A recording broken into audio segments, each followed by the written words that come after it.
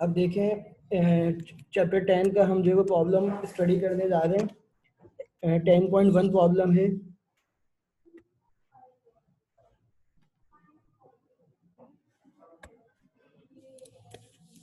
Question 10.1 और data की बात करें तो पहले क्वेश्चन समझिएगा जरा। A block of mass 0.1 kg, एक ब्लॉक है जिसका मास गिवन है 0.1 kg। एक ब्लॉक है जिसका मास कितना है 0.1 kg, is attached to a spring, और इसको किससे जोड़ा गया है, स्प्रिंग से जोड़ा गया है, and placed on a horizontal frictionless table, इसको रख दिया गया है हॉरिजॉन्टल फ्रिक्शनलेस टेबल पर। The spring is stretch 20 centimetre, और इस स्प्रिंग को कितना स्ट्रेच किया गया है, कितना खींचा गया है, 5 न्यूटन की फोर्स अप्लाई करके 20 सेंटीमीटर इसको जो है वो एक्सट्रैक्ट किया गया है, यानी कि एक्स कितना गिवन है 20 सेंटीमीटर, और फोर्स कितनी अप्लाई हुई है 5 Newton. Calculate the spring constant, calculate the spring constant required क्या है,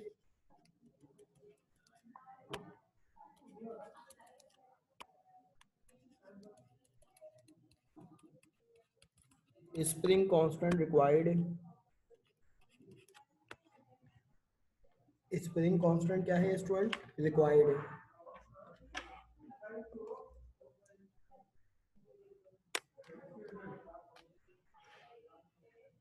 अगर स्प्रिंग कांस्टेंट रिक्वायर्ड है तो आपके पास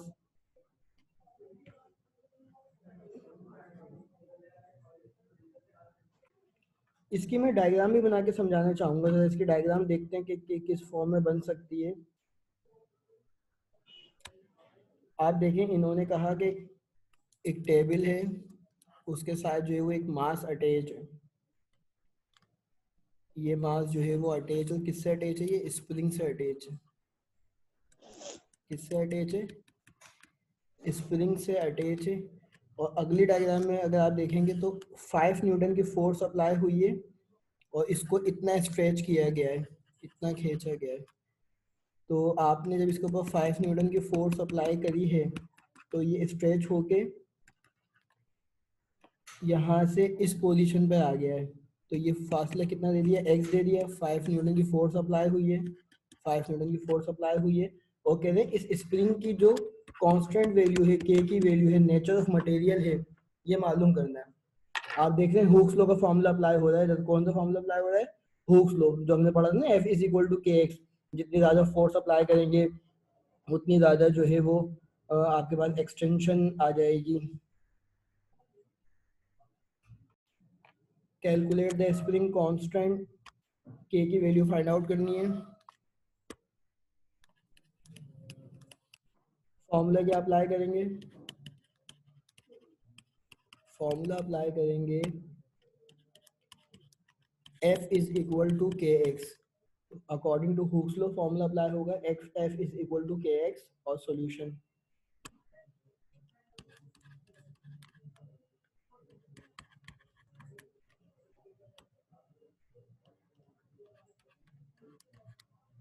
सोल्यूशन में क्या होगा, F is equal to K X. आपको मालूम क्या करना है, K मालूम करना है। तो आपको पता है X equal to the left right side में मल्टीप्लाई हो जाए, लेफ्ट साइड पर आगे क्या हो जाएगा, डिवाइड हो जाएगा, और K का फॉर्मूला क्या बन जाएगा,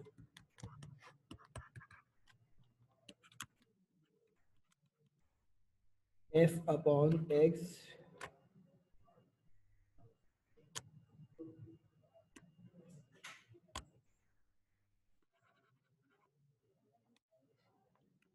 K is equal to F upon X. F की वैल्यू कितनी है स्टूडेंट, 5 न्यूटन है। अब X गिवन है 20 सेंटीमीटर, तो हम सेंटीमीटर में तो नहीं रख सकते क्योंकि फोर्स न्यूटन में, तो हमें किस में कन्वर्ट करना पड़ेगा, ऐसा यूनिट में कन्वर्ट करना पड़ेगा। तो स्टूडेंट आंसर दें, सेंटीमीटर से मीटर में कन्वर्जन करेंगे। How many centimetre in 1 metre, answer is that 1 metre is equal to 100 centimetre. तो आप कहेंगे सर इस 20 को आपको 100 से डिवाइड करना होगा, क्योंकि हम lower unit to higher unit जा रहे हैं। जब 20 को 100 से डिवाइड करेंगे तो मैं कैलकुलेटर से भी आपको चेक करा देता हूँ, 0.2 इसका आंसर आएगा। एक मतलब आप कैलकुलेटर से वेरीफाई कर लें।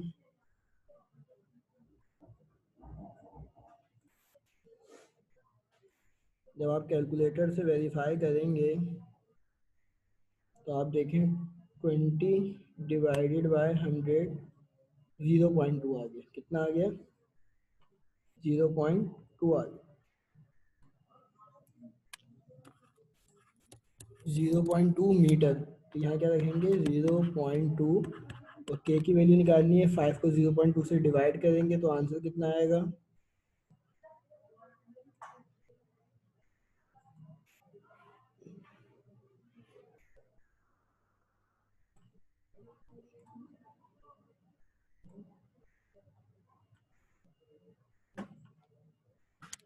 5 divided by 0.2, answer will be 25।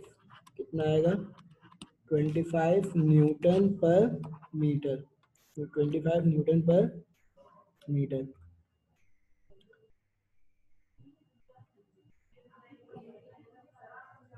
तो अब आप क्या करेंगे इसको?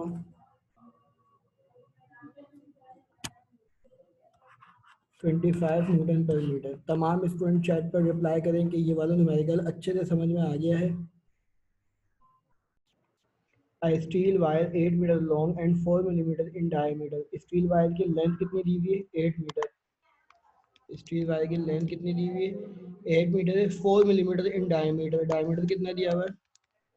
4 मिलीमीटर है। Is fixed horizontal between two rigid support. Between two rigid support, calculate the increase in tension. अब सबसे पहले तो डायमीटर से आप क्या निकालना है? रेडियस निकालना है। तो मुझे बताएं, पहले तो आप डायमीटर को कन्वर्ट करेंगे मीटर में, तो मिलीमीटर है। तो मिलीमीटर से मीटर में जाने के लिए आपको पता है 1000 से डिवाइड करते हैं, तो ये किस में आ जाएगा? मीटर में आ जाएगा। और आप कहेंगे सर 4 डिवाइडेड बाय 1000 का मतलब 10 की पावर 3 होता है। 1000 का मतलब 10 की पावर 3 होता है। तो आप जो है वो क्या करेंगे? नीचे 10 की पावर +3, ऊपर जाके क्या हो जाएगा? -3। इससे आप रेडियस निकालना है। रेडियस का फॉर्मूला क्या होता है? d/2। Half of the diameter is called radius. तो आप देखें आपके पास ये क्या आ जाएगा? रेडियस कितना आ जाएगा? 4/2, 10 की पावर -3। 2 1 2, 2 2 4। तो आप कहेंगे 2 इंटू 10 की पावर-3 मीटर रेडियस आ गया।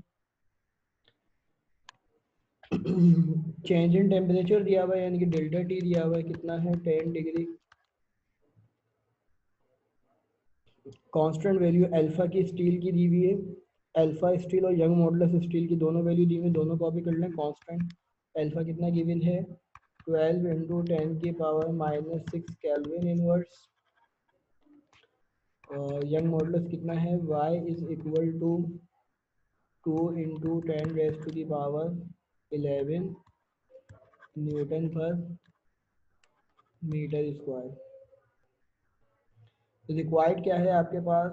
एफ रिक्वायर्ड है। आपने टेंशन मालूम करनी है। Tension is also a force.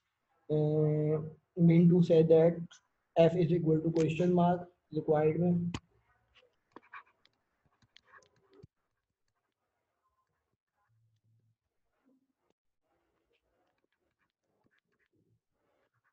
F is equal to question mark.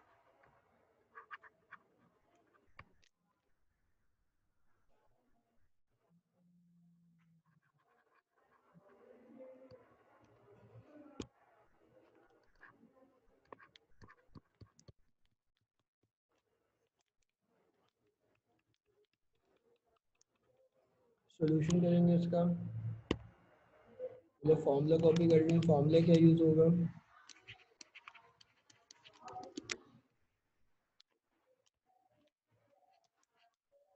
एक फॉर्मूला अल्फा का यूज होगा जिससे हम डेल्टा एल निकालेंगे।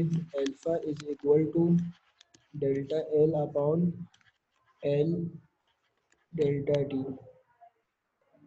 Coefficient of linear thermal expansion का फॉर्मूला यूज करना है। Alpha is equal to delta L upon L delta T. अब इससे डेल्टा एल निकालना है आपने। तो और दूसरा जो है वो यंग मॉडुलस का फॉर्मूला यूज होगा। Y is equal to F L divided by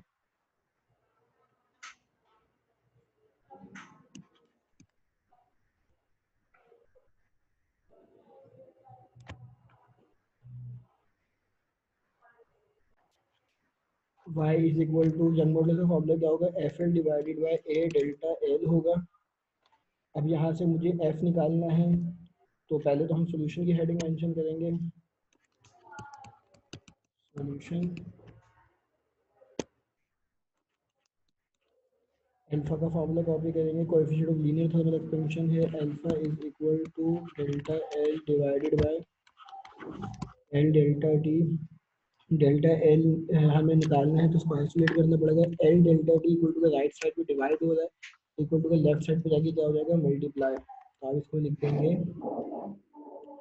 alpha L delta D is equal to delta L पहले रख दें, अल्फा एल डेल्टा डी बाद में रख दें। डेल्टा एल की वैल्यू फाइंड आउट करनी है, तो अल्फा कितना है आपके पास 12 into 10 raise to the power -6, 12 into 10 raise to the power -6। L कितना है आपके पास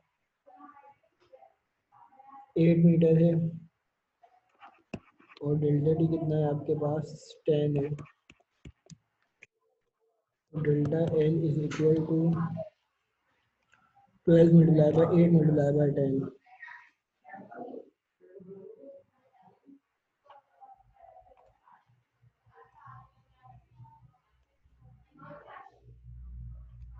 12 मल्टीप्लाई बाय 8 मल्टीप्लाई बाय 10, 960 आएगा, और 10 की पावर अलग से रख देंगे।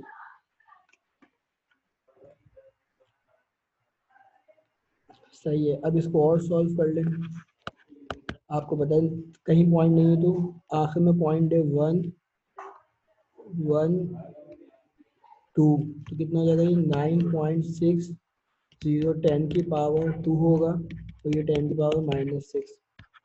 और आपको पता है 9.6 10 की पावर 2 -6 बेस से पावर ऐड कर देंगे, और delta L is equal to 9.6 10 की पावर 2 -6 कितना होगा, -4 मीटर आएगा। ये आ गया डेल्टा एल। अब हमें फाइंड आउट करना है एफ। फाइंड आउट करने के लिए हमें यंग मॉडुलस का फॉर्मूला अप्लाई करना पड़ेगा।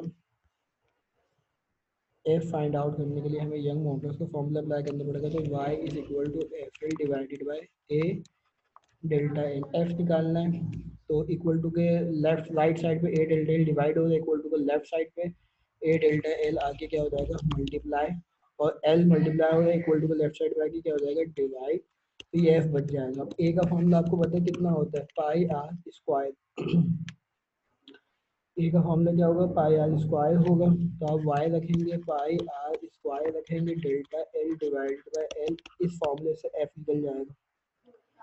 वैल्यूज पुट कर दें।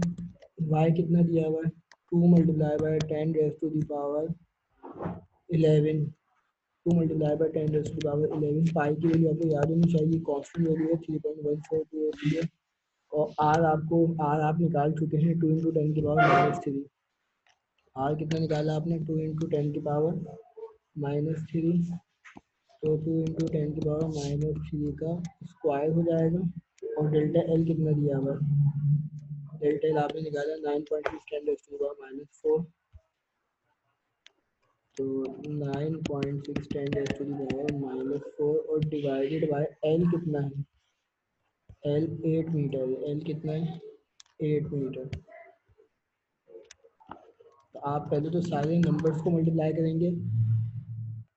लेट सपोज आपने 2 मल्टीप्लाई बाय 3.142, और ये 2 का स्क्वायर कितना होगा, 4 होगा, और ये 3 2 का कितना होगा, 6। इसको लास्ट में रखेंगे 9.6। तो देखें 10 की पावर आपने 11 रख दी, सही है। 10 की पावर -6 आ गई, और 10 की पावर -4 आ गई, और डिवाइडेड बाय 8 चल रहा है। पहले नंबर मल्टीप्लाई कर लेते हैं सारे। 2 मल्टीप्लाई बाय 3.142 मल्टीप्लाई बाय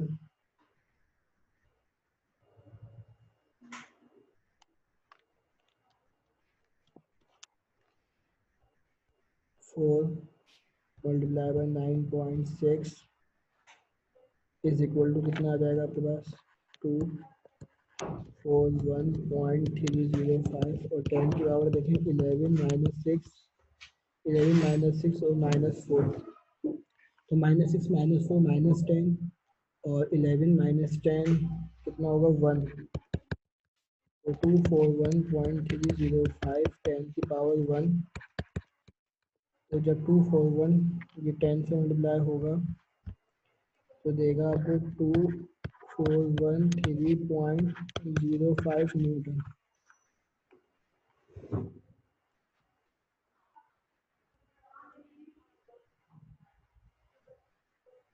और डिवाइडेड बाय में 8 चल रहा है।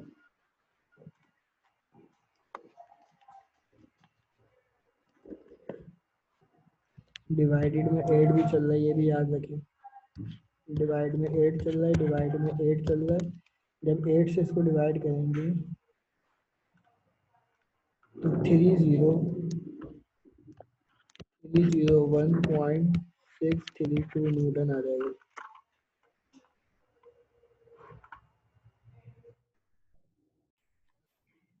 टेन 10.4 न्यूमेरिकल अगर हम देख रहे हैं तो 10.4 का डेटा बनाएंगे। A 2 kilogram object is suspended from a copper wire 2.5 meter long.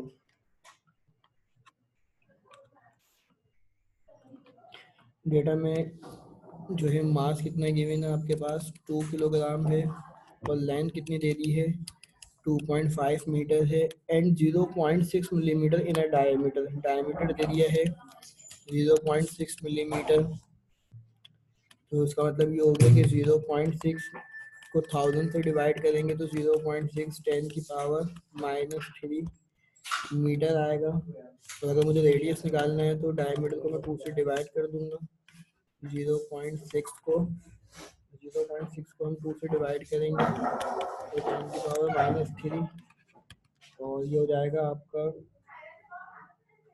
Radius कितना हो जाएगा 0.3 10 की पावर -3 मीटर हो जाएगा। यंग मॉडुलस की वैल्यू दी हुई है, how much will the wire stretch due to the gravitational force of the 2 kilogram. Gravity आपको याद होनी चाहिए, ग्रेविटी आपको याद होनी चाहिए 10 मीटर पर सेकंड स्क्वायर होती है। और कह रहे हैं कि how much will wire stretch due to the gravitational force, कितनी जो है वो वाई को स्ट्रेच किया जाएगा। 2 किलोग्राम ऑब्जेक्ट है, यंग मॉडुलस की वैल्यू दे दी है वाई कितना गिवन है 12.5 10 raise to the power 10 newton per metre square. और रिक्वायर्ड में आपने डेल्टा एल मालूम करना है।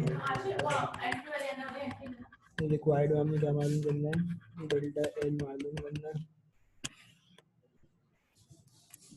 सॉल्यूशन करने जा रहे हैं, फॉर्मूला क्या अप्लाई होगा y is equal to mgl divided by I square delta L. Delta L निकालना है, फॉर्मूला सेपरेट कर लें, mgl अपनी जगह रहेगा और I square I R square Y आ जाएगा। और अब ये मैं आपको होमवर्क दे रहा हूँ कि इसके अंदर वैल्यूज पुट करें और वैल्यूज पुट करें और इसकी कैलकुलेशन करके आंसर आपका कितना आना चाहिए 1.414 10 की पावर -3 मीटर। ये होमवर्क दिया है। नेक्स्ट क्लास में आपसे ये होमवर्क का मैं पूछूंगा, इसको कैलकुलेशन करके मुझे व्हाट्सएप पर ये अभी होमवर्क दिया है, अभी वेट कर करें। इसकी कैलकुलेशन करने के बाद मुझे तमाम स्टूडेंट व्हाट्सएप पर जो है वो इसकी तस्वीर सेंड करें। अल्लाह हाफिज़।